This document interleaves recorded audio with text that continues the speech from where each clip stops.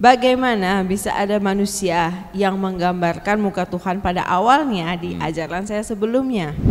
Masa iya satu minggu kita cuma satu kali ingat Allah? Hanya satu kali wajib untuk mengingat Allah ya. Tentang kisah hilangnya Yesus dari umur 13 sampai 30 tahun jujur tidak di highlight ya. Keluarga faktor terbesar orang untuk meninggalkan agama Kristen. Karena memang gimana ya? Kekristenan memang dibangun dengan sistem kekeluargaan yang sangat erat gitu.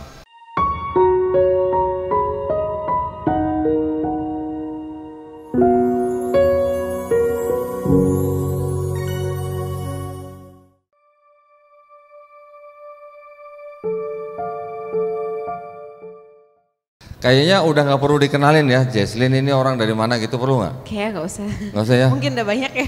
Pokoknya kita taunya Cina Kuntian aja pokoknya. Ya weh, Cina Pontianak deh. Yang gampangnya Cina Kuntian gitu ya. Iya. Nah, saya mau coba gini. Kalau biasanya mungkin kita sudah berapa kali podcast, kita ngomongin hal yang kurang lebih sama sebenarnya. Iya. Tetapi mungkin kalau sekarang saya mau nanya beberapa hal yang mungkin kalau Jesslyn juga nanti jangan sampai mengkerunyutkan dahi gitu ya. Contoh begini. Kenapa Jesslyn akhirnya memilih agama yang Tuhannya nggak kelihatan, yang sebelumnya Tuhan Jesslyn tuh bisa jadi manusia gitu? Udah itu pertanyaannya. Silakan. Oke. Kirain ada komanya kan, saya nungguin komanya nggak dikasih mana. nggak dikasih time code, langsung aja. Jadi begini ya, kan dengan kata kenapa milih Tuhan yang tidak ada bentuknya, yang tidak bisa kita lihat kan, yang hanya bisa kita percaya, betul? Yang kita bisa junjung tinggi. Pertanyaan kembalinya, retorikanya adalah bagaimana bisa ada manusia yang menggambarkan muka Tuhan pada awalnya di ajaran saya sebelumnya?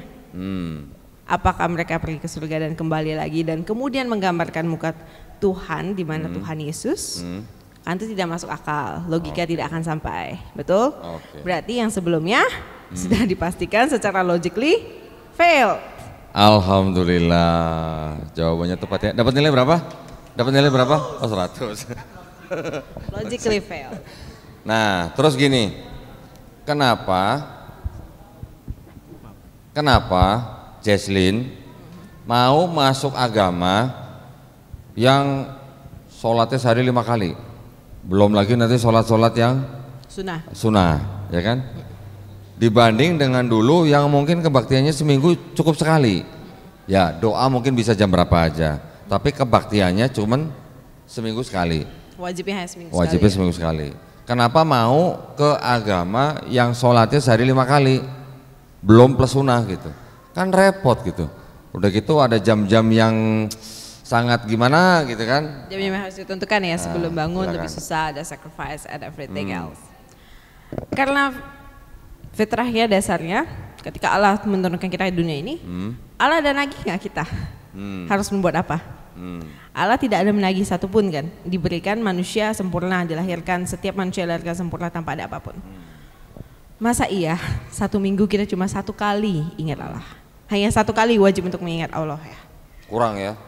Bukan kurang, itu namanya ini our maker gitu, our maker, our creator, semua yang kita punya adalah anugerah dari Allah karena kasih dan karunia-Nya Dia memberikannya dengan cuma-cuma. Terus kalau misalnya kita emang harus sholat 5 kali untuk menjunjung kita punya Allah, why? Kenapa harus keberatan? Kan? Ini adalah bentuk penjunjungan tinggi kita. That is how we praise, how we preach to our God. Mana? Melisa, Melisa. Translate. Oke, jadi ini adalah bentuk kita untuk mengabdi kepada Allah ya kita ya. Allah ya kita tuh harusnya adalah kita ingat setiap saat. Karena semua yang kita miliki milik Allah. Jadi sebenarnya betulnya adalah harusnya setiap saat ya. Tapi dimudahkan. Dimudahkan menjadi 5 waktu. Di mana 5 waktu itu juga mengatur kehidupan kita dari sejak kita pagi, dari bangun tidur sampai kita akan tidur kembali sudah diatur dengan Allah sedemikian rupanya. Jadi sebenarnya itu not part of a burden, tapi itu adalah membantu kelancaran hidupnya kita. Begitu. Alhamdulillah. Sebenarnya 5 waktu aja itu udah hasil negosiasi tuh ya. Iya itu udah hasil gampang ya. Padahal tuh setiap Dan kalau memang ditagi, Allah mau menagih harusnya 24 jam ditagi setiap saat. Harusnya. Karena kita harusnya diberikan. sehari semalam berapa? 50 50 waktu harusnya. 5 kali sudah atas apa? Atas hasil negosiasi. Concernnya Nabi kita, concernnya Rasulullah untuk kita, juga concernnya Nabi Musa alaihissalam untuk kita, karena beliau-beliau yang tahulah kualitas kita gimana gitu ya. Betul, beliau mengetahui lah bagaimana manusia 5 waktu saja sudah. Tetapi sebenarnya ya, kenapa kita sholat? Karena satu, itu adalah perintah Allah Subhanahu Wa Taala. Betul. Kedua, karena ternyata kita yang butuh sholat. Iya. Bukan Allah Subhanahu Wa Taala yang butuh kita sholat. Kita yang butuh sholat, gitu ya. Betul. Nah, jangan dibalik gitu ya. Jangan kita merasa kita sholat karena kita diperintahkan hanya karena perintah gitu. Tapi ternyata kita yang butuh sholat gitu ya. Alhamdulillah. Yang ketiga, Jess. Dulu kitabnya Jesslyn, ya, kitabnya Jesslyn yang dulu kan itu terjemahan tuh. Iya. Ya kan? Iya. Baca enak dong, tinggal bahasa Indonesia doang gitu kan. Banget, enak banget. Terus ngapain gitu sekarang memeluk agama yang teksnya kayak ini, kayak apa namanya, rambut keriting gitu, yang harus dipelajarin dari nol lagi gitu. Gimana? Kenapa mau begitu gitu? Karena nih, hard work pays off kalau yang ngerti ya, ini maksudnya ya. Jadi kalau kita diberikan suatu barang yang terjemahan, ini kan Tuhan kita. Masalah dengan keimanan kita. Kita punya kayak our sanity juga bergantung terhadap itu, kayak terhadap Allahnya kita. Kalau kita cuma belajar lagi kitab terjemahan, nggak aneh kita jadi manusia yang aneh, nggak aneh. Oke, nah, and now kayak kenapa saya memilih untuk belajar, misalnya belajar Al-Quran kan emang kita harus belajar bahasa Arab kembali ya, belajar bahasa Arab, belajar Iqra, pengucapan dan segalanya. It's difficult, it's hard. Kenapa? Karena memang harus kita mengerti dari awal sampai akhir supaya kita tidak salah percaya, tidak salah mengartikan, dan kita bisa mengikuti perintah Allah, ajarannya sesuai dengan kata perkataan Allah, bukan perkataan manusia. Itu inti utamanya. Bukan perkataan penerjemah maksudnya. Ya iya dong. Karena kan ada penyalin atau penerjemah di kitab yang dulu, kita bisa buktikan bahwa ternyata penyalin juga ternyata punya pemikiran agama. Betul, dan itu akan tertuang di dalam terjemahannya karena itu melewati proses pemikirannya dia untuk bisa diterjemahkan. Bukan, maksud saya gini, dia sudah menerjemahkan, tetapi di luar daripada penerjemahan itu dia juga punya catatan atas pemikiran agama sendiri gitu. Yes, ya. pasti catatan itu bisa disisipkan menjadi ayat. Bisa. Nah, jadi itu yang kita hindari gitu ya. Betul. Di Quran tidak ada cerita bisa begitu, tidak ada yang namanya skolia gitu. Ya. Tidak ada catatan di pinggir halaman yang akhirnya disisipkan atau merayap menjadi ayat, tidak ada di dalam Quran. Alhamdulillah. Jadi Jesslyn ini sebenarnya mau ya repot-repot istilahnya masuk ke dalam agama yang kelihatan dari luar tuh kelihatannya seperti merepotkan. Bahkan boleh dibilang merepotkan sekali gitu ya, bukan cuma merepotkan nih, tapi mau gitu masuk ke dalam agama yang merepotkan. Belum lagi puasa nih, sebulan kan ya. Kalau yang dulu puasa berapa hari? Dulu puasa kan gak diwajibkan, tidak wajib, dilakukan baik dan ada berkat ya, tapi kan masih bisa minum. Tapi kan sunnah junjungannya 40 hari. Tapi beda dong, puasa itu berbeda ya, dalam sistem konsep puasa di Islam sendiri dan konsep puasa sebelumnya di agama sebelumnya kita. Kalau kita cuma masih puasa ini kan sebenarnya menahan nafsu dari segala hal yang duniawi ya, lebih tepatnya ya. Nah kalau misalnya kita seperti saat ini kita tahan makan, tahan minum, tahan emosi, tahan segalanya, kita juga menjauhi hal-hal yang buruk ya, hal yang konotatifnya akan membuat kita berdosa. Ini kita benar-benar melakukan penahan diri full secara sepenuh-penuhnya, agar kita bisa melihat manusia itu pada kodratnya jika di level terendahnya itu apakah bisa tetap mengingat kepada Allah. Betul? Nah ini baru namanya tantangan, ini baru namanya suatu hal yang akan mendapatkan reward in the end, karena sangat susah untuk dijalankan. Kodrat di dunia juga sama halnya seperti itu, suatu hal yang sangat susah yang kalian mesti lewati itu biasanya rewardnya sudah pasti dan jelas akan sangat mulia. Sedangkan dulu puasanya masih boleh minum. Selama kita masih boleh minum itu sebenarnya itu tidak puasa hitungannya, karena kita nggak merasakan sakit. Tidak makan tuh nggak sakit karena kita masih bisa tidak makan beberapa hari and we still going to be fine selama kita telah dehidrasi dengan baik. Itu kenapa saat kita masih minum itu sama aja nggak puasa, itu namanya diet ya lebih tepatnya. Berarti bulan Ramadan ini kan bulan Ramadan Jesslyn yang pertama ya? Ya, betul. Gimana? Kesan pesannya gimana?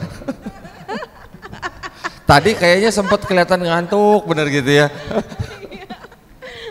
Gimana? Kalau ini karena ini udah hari yang sekitar, udah lumayan lama ya, udah ya. 1 minggu. Ya. Hari ke berapa? 12. Oh, hari ke-12. Ya. Oke, nah ini kan udah hari ke-12 ya.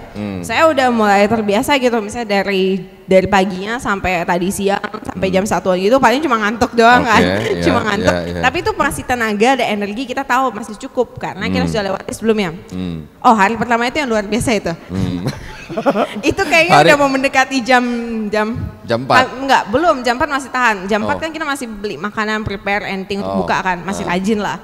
Jam 5 itu rasanya semua orang pingin saya kubur hidup-hidup.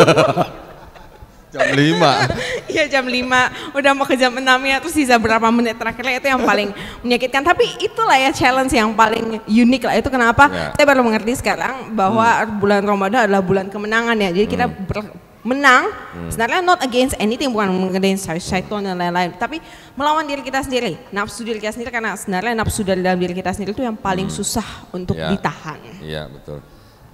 Hari-hari pertama biasanya badan kita adaptasi lah. Iya, masih adaptasi, jadi agak shock gitu. Adaptasi, kaget. Betul. Tapi biasanya kalau udah masuk ke minggu pertama tuh biasanya sudah menyesuaikan, sudah biasa gitu lah. Iya, sudah. Cuman tinggal ngelawan ngantuknya aja ya. Nah, tetapi gini, ini sebuah analogi lah mungkin ya. Misalnya Jesslyn sakit, ke dokter, ya. Kata dokter, karena penyakit ini bagusnya Jesslyn puasa dulu gitu. Puasa bisa mengobati penyakitnya Jesslyn gitu. Itu dokter ngomong begitu, Jesslyn bayar loh. Sekali datang berapa? Mungkin 200, sekarang 300, 400, nggak tahu ya. Sekali datang kita bayar, ya dok ya, bayar ya. Ada dokter, bukan ada dokter. Dokter aja bisa menyarankan pasien untuk puasa ya, untuk penyakit tertentu ya. Kita bayar. Nah ini kita ikut agama Islam, nggak bayar, disuruh puasa, masa nggak mau juga gitu untuk kebaikan kita. Nah itu ya. Jadi hikmahnya kadang-kadang jangan kita buru-buru berpikiran, aduh kok berat amat sih agama begini. Padahal yang kita lakukan adalah untuk menempa diri kita sendiri. Betul ya? Betul sekali. Alhamdulillah. Nanti bentar lagi bayar zakat fitrah dong. Nanti habis Ramadan nih, biasanya kalau mau Idul Fitri ya. Percaya, nanti ketika sudah dekat ya Idul Fitri, ketika bulan Ramadan sudah meninggalkan kita, malah kita yang kangen. Cobain ya nanti ya, cobain ya. Ingat pengalaman pertama ya, first experience. Ingat kata-kata saya nanti ya. Oke, alhamdulillah berarti iman sudah bisa meninggalkan Tuhan yang pernah katanya jadi manusia, kitab yang hanya terjemahan. Jadi sekarang sudah mulai belajar Iqra, sudah mulai? Iqra saya masih mulai baca ya, mengenal, recognize. Tapi Latin iya, Latin untuk penghafalan surat. Oh Latinnya, oke. Iqranya juga harus ya, Iqranya. Insya Allah mudah. Kalau buat orang yang sudah bahasanya 200 km per jam kayak begini, insya Allah mudah. Malah nanti insya Allah bisa jadi guru Iqra nanti. Insya Allah, 1 tahun ya kita coba. Enggak lah, lama amat. Nanti insya Allah bisa cepet. Enggak, kalau Iqronya aja bisa nanti jadi guru Iqro bisa. Udah ngajar bahasa Inggris, bahasa Mandarin. Coba, bahasa Mandarin juga susah kan? Susah lah. Nah iya makanya, bahasa Mandarin susah apalagi istilahnya Iqro nggak terlalu seperti bahasa Mandarin. Kalau bahasa Mandarin satu kata kan satu karakter, ya kan? Satu karakter, satu pinyin, satu nada. Nah, belum lagi kalau cara ngomongnya. Kalau nadanya datar artinya apa, nadanya naik artinya apa, nadanya turun artinya apa, betul? Jauh lebih susah bahasa Mandarin daripada bahasa Arab. Tetapi kekayaan kosakatanya nanti boleh diadu. Iya. Ya, kosakata bahasa Arab itu sangat banyak. Oke. Nah, ini mungkin kalau biar nggak ngantuk nih, Gimana kalau hadirin di sini langsung bertanya gitu misalnya sama Jesslyn. Gimana, setuju nggak? Setuju ya? Setuju. Ini udah jam-jam ngantuk ini masalah ini. Silakan kalau ada mau tanya, panitia mic-nya mana? Silakan, siapa duluan? Ada yang mau bertanya? Kita awal itu dulu ya, Satu dari Ikhwan, satu dari Akhwat. Ya, gantian. Itu tuh tadi Bapak itu dulu tuh. Ya. Silakan.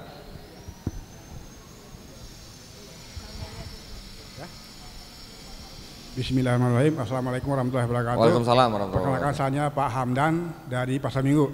Silakan Pak Hamdan. Nah, saya biasanya sering melihat orang-orang tingkat dunia pun kadang-kadang masuk Islam tuh biasanya ganti nama.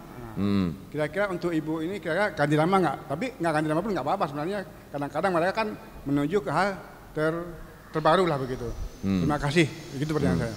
Jesslyn, pengen ganti nama nggak? Pengen nama Islami nggak? Kalau nama sebenarnya saya nama orang aja susah hafal. Oh, oke. Jadi kan saya ada kelemahan di bagian nama. Oke. Nama saya susah hafal. Jadi kayaknya Jesslyn aja. Oke. Terus saya sudah ada nama Inggrisnya Jesslyn dan saya sudah ada nama Mandarin. Oke.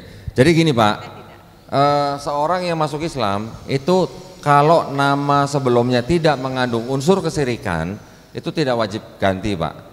Ya, selama tidak mengandung unsur kesirikan ya Pak ya. Baik, selanjutnya. Dari Akhwat ada yang mau bertanya? Akhwat? Tidak ada? Ada ibu-ibu tadi yang mau nanya di belakang. Tadi jadi ada ibu-ibu? Ada? Gak jadi? Nggak ada. Ikhwan? Ada yang mau bertanya Ikhwan? Ada lagi yang mau bertanya? Tadi perasaan tangannya banyak yang naik ke atas ya? Iya, kenapa jadi nggak jadi ya?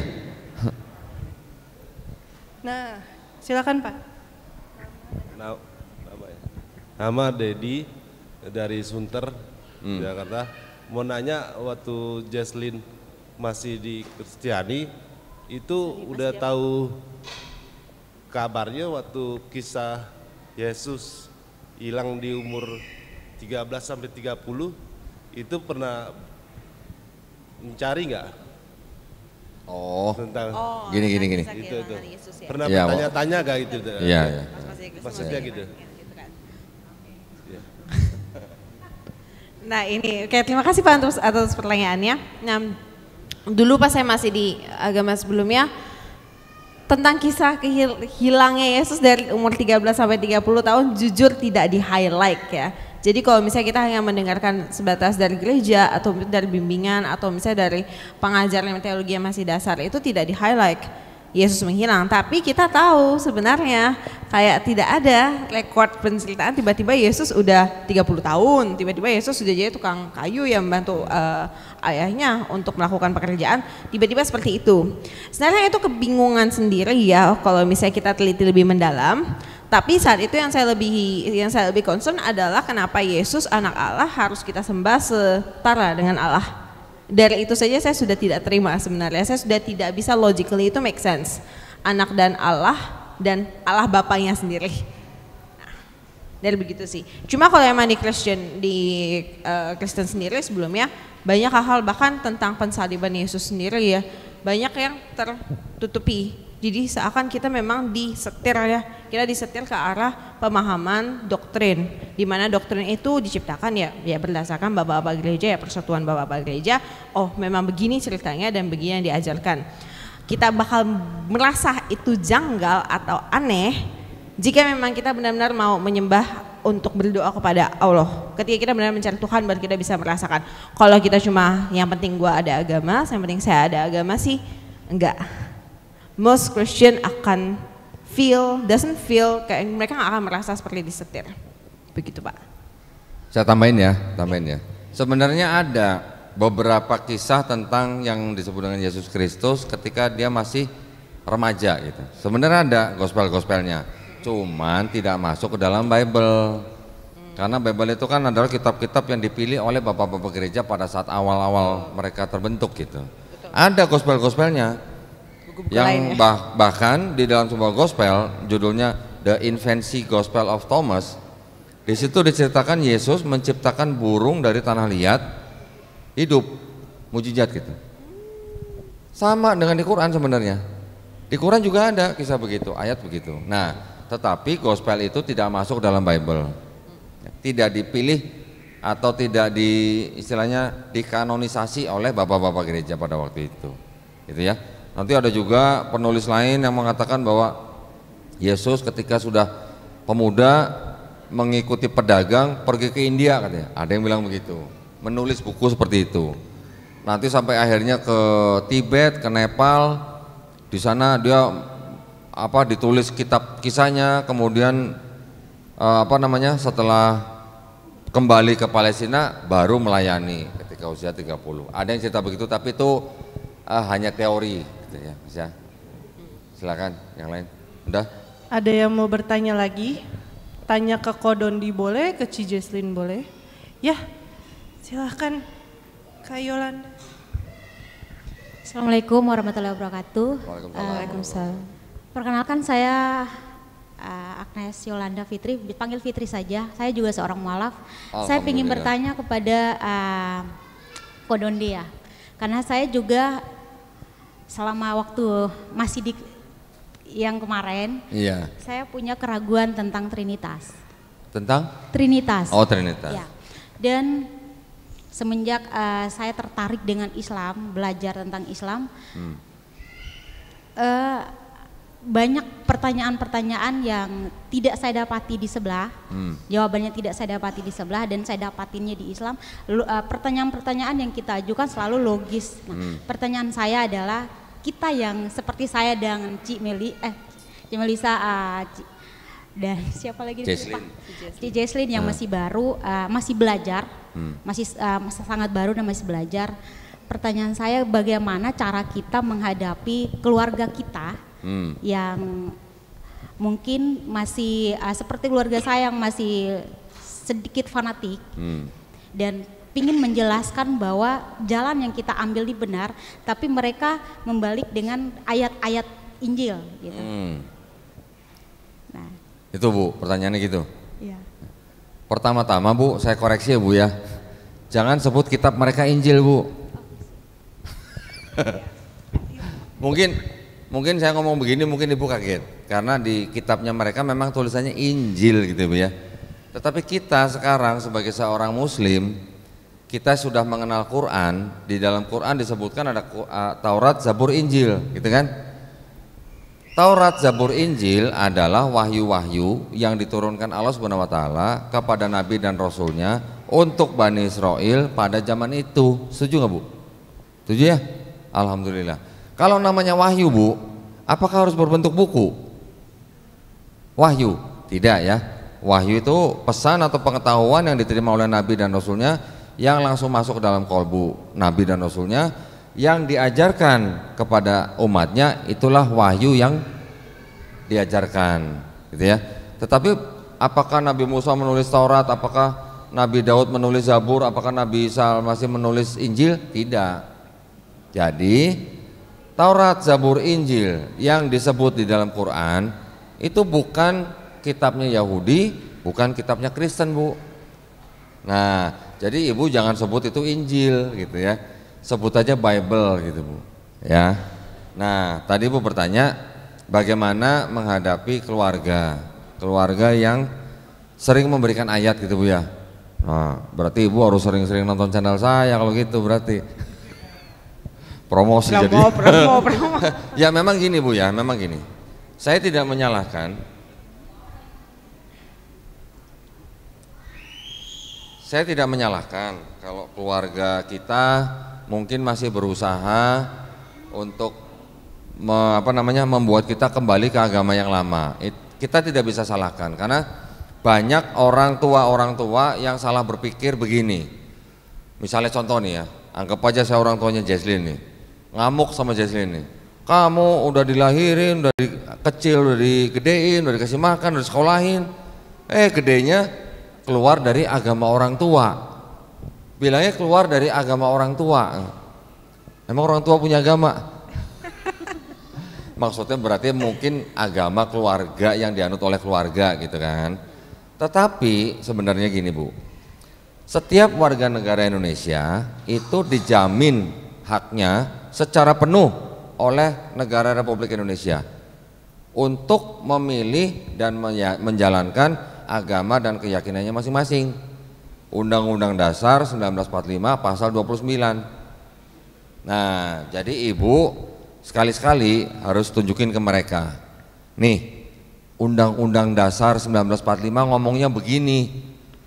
Jadi orang tua pun tidak bisa melarang anaknya yang sudah punya hak hukum untuk memilih dan menjalankan agama pilihan anaknya. Tentu saja agama yang diakui oleh negara Republik Indonesia. Gitu ya Bu ya.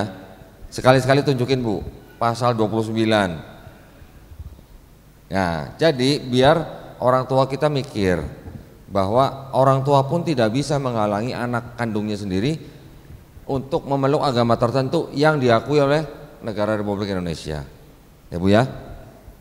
Nah, terus kemudian gini Bu, juga beritahu kepada keluarga besar bahwa dengan masuknya ibu ke agama Islam, kalau ibu tadinya sudah sayang dan hormat kepada orang tua, setelah menjadi muslim, ibu harus lebih sayang, lebih hormat pada orang tua. Harus bisa menunjukkan akhlak Islam. Supaya apa? Supaya mereka juga tertarik kepada Islam. Gitu ya Bu ya. Insya Allah bisa ya Bu ya. Amin, alhamdulillah. Silakan next. Ada yang mau nanya lagi? Berapa orang lagi? Kita ada, oh iya, silakan Bapak. Jauh sekali.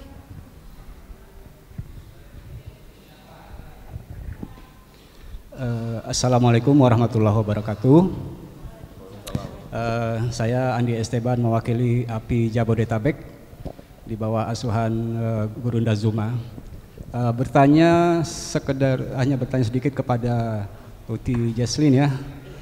Selamat atas masuknya kembali ke agama yang benar, agama Islam. Yang saya ingin tanyakan, planning apa yang Uti rencanakan dalam jangka pendek, menengah, dan jangka panjang? Menikah gitu bilang. Silakan. Rencana dan pendek, menengah, dan panjang ya. Kalau untuk mungkin saya dari rencana pendek dulu deh. Oke, nah untuk rencana pendeknya saya, sementara saya masih dalam pencarian guru. Alhamdulillah saya sudah dapat guru untuk bahasa Arab dan saya masih mencari guru ngaji dan guru keislamannya karena biasanya same person bisa ya untuk mengajari, dan saya juga masih menyesuaikan karena sebelumnya jujur saya ini kan Cina banget. Baru tahu ya? Baru tahu? Iya, baru sadar. Baru sadar. Tahu sadar enggak ya? Oke, jujur saya lumayan Cina Indo banget yang we are very economically productive. Nah, itu kata yang baiknya tuh. We are economically productive. Jadi saya Senin sampai Minggu itu jadwal saya semuanya kerja. Semuanya kerja. Bagus dong kok, kerja rajin, produktif ya. Cuma ya lama-lama bisa agak-agak melenceng ke jadi sesuatu sih. Jadi saya mulai stabilkan sih. Saya mulai menstabilkan kembali di mana ada waktu-waktu di mana saya memang belajar, antara saya belajar pengetahuan Islam dan lain-lain, dan juga saya belajar cara-cara berdakwah dan dari gurunda-gurunda misalnya dari Kodondi dan kawan-kawan yang lainnya yang sudah sangat experience di dunia dakwah sendiri ya. Karena menurut saya diberikan Allah kemampuan yang cukup yang untuk bisa mengejar, untuk bisa ke arah kebagian dakwah. Cuma memang membutuhkan banyak data dan pembelajaran kembali karena again alhamdulillah saya disadarkan dalam umur yang masih muda, saya masih punya waktu yang cukup banyak untuk bisa mampu mencapai sampai ke jangka itu. Nah mungkin itu sudah plan menengahnya ya. Nah plan untuk jangka panjangnya akan tetap saya lihat sih dari hasil proses pembelajaran saya, dari hasil proses misalnya saya terus-menerus membagi waktu, time for God, time for myself, terutama juga untuk shape my own future. Bagaimana ini juga bisa berbagi kebaikan ya bagi orang-orang lain juga. Mereka nanti terutama untuk generasi milenial saya lebih mau ingin become a beacon untuk teman-teman lain juga yang milenial or Gen Z-nya kita, bahwa kita ini hidup harus mulai kembali mengingat kepada Allah, kembali mengingat kepada Tuhan, karena itu adalah some kind of default ya, kayak error di bagian generasi kita, karena everything is simple, everything is accessible. Jadi kita tuh sampai melupakan bahwa dunia ini sebenarnya diciptakan oleh Allah. Jadi saya ingin lebih, kalau saya sudah mempelajari Islam saya dalam-dalamnya itu lebih berdakwah ke area generasinya saya. Seperti itu Pak. Jangan lupa ta'aruf. Oh ya, beserta dengan itu, betul. Itu kan saya tuh Cina banget, pikiran saya memang cuma economic productive dan Emang so what gitu kalau Cina. Tapi ngomong-ngomong sebelum pakai kerudung atau hijab, dibandingkan sama sekarang pakai hijab, lebih kelihatan mana Cinanya? Sekarang sih. Ayo lo. Sekarang kalau kita keluar langsung pakai kerudung gini langsung ketahuan banget ya, mukanya langsung beda langsung. Tapi aneh kan, ya. Kalau nggak pakai hijab ya oke lah Chinese, tapi mungkin nggak terlalu kelihatan gitu. Tapi begitu pakai hijab kok nambah langsung kelihatan ya? Iya, tambah muncul gitu, agak mencolok ya. Tambah diliatin orang. Tarawih pertama saya juga ini kok, saya tiba-tiba muncul di masjid gitu kan, terus fullnya nggak ada Cina, terus datang pakai warna putih lagi ya, ininya mukanya begini kan. Pas selesai tarawih, saya mau salaman ya orangnya cancel, orang asing. Dulu dia juga begitu dulu. I can relate. Iya begitu ya. I can relate. Jadi sebenarnya lebih tampak Cinanya sekali memakai kerudung begini. Baik, silakan next. Ada yang mau bertanya lagi? Untuk Ko Dondi atau Ci Jesslyn? Silakan.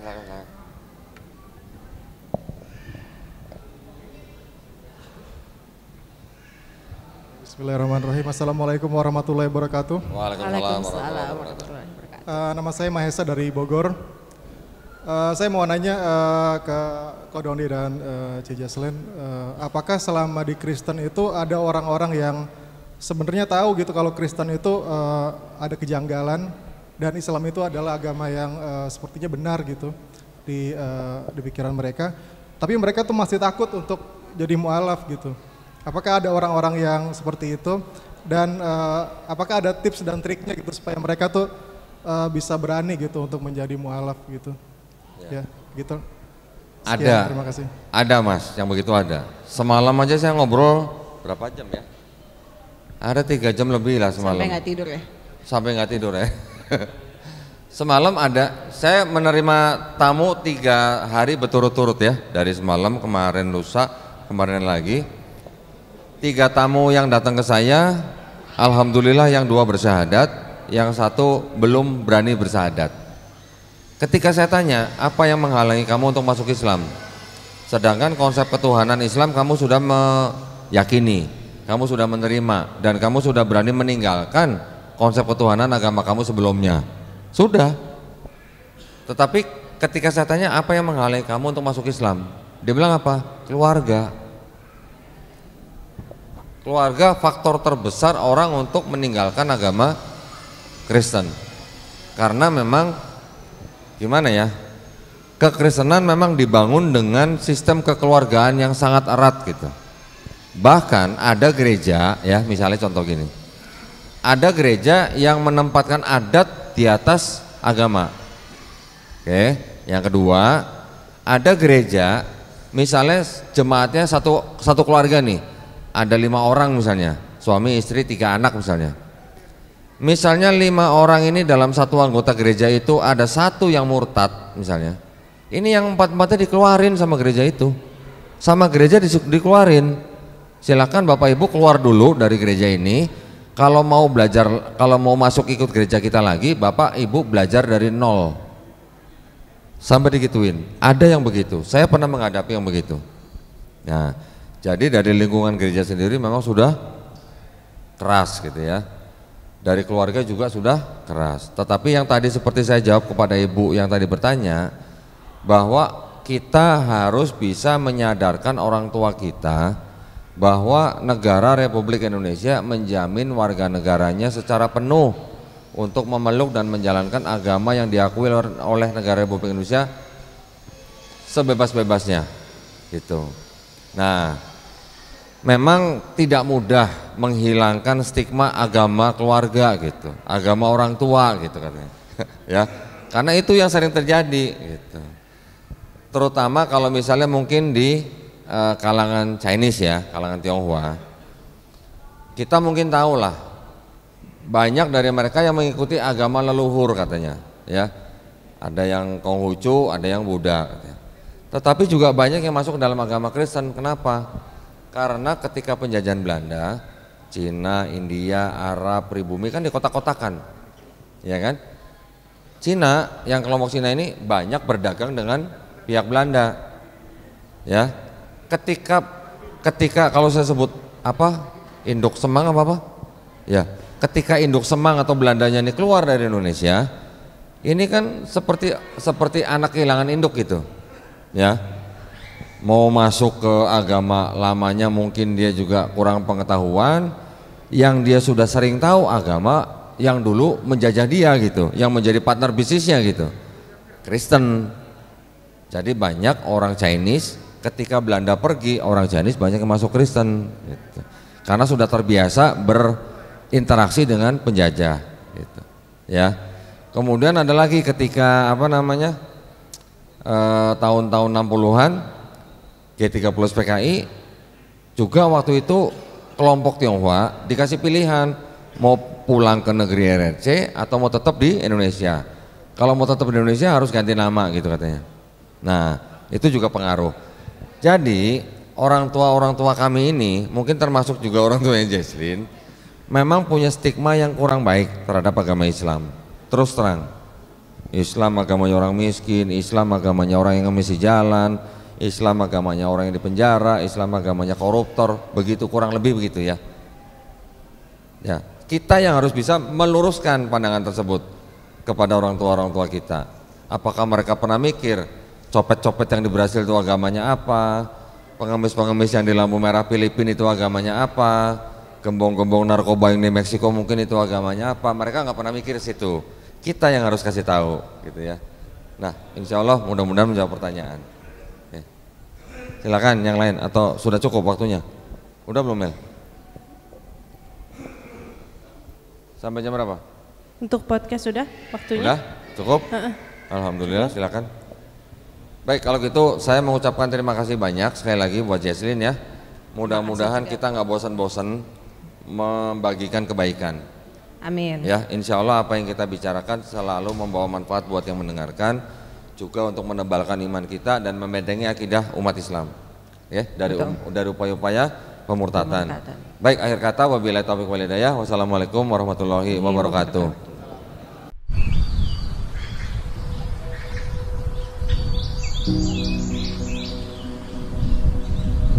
Jadi Talawid Kampung Pesantren ini terletak di Kecamatan Kendaher, kurang lebih dari pusat kota Tahuna 30 menit, di sebelah utara kota Tahuna, dan 100% di Kampung Talawid ini Muslim, sehingga itulah kenapa sampai dijadikan Talawid Kampung Pesantren, karena 100% Muslim. Setelah dijadikan Talawid ini kampung pesantren, minat anak-anak, bapak-bapak, ibu-ibu, mualaf-mualafah untuk mendalami Islam, dan salah satunya untuk mengetahui huruf hijaiyah lewat Iqra dan Uqran itu sangat meningkat, sehingga sangat penting Al-Quran untuk diberikan kepada anak-anak dan juga bapak-bapak yang ada di Talawid kampung pesantren.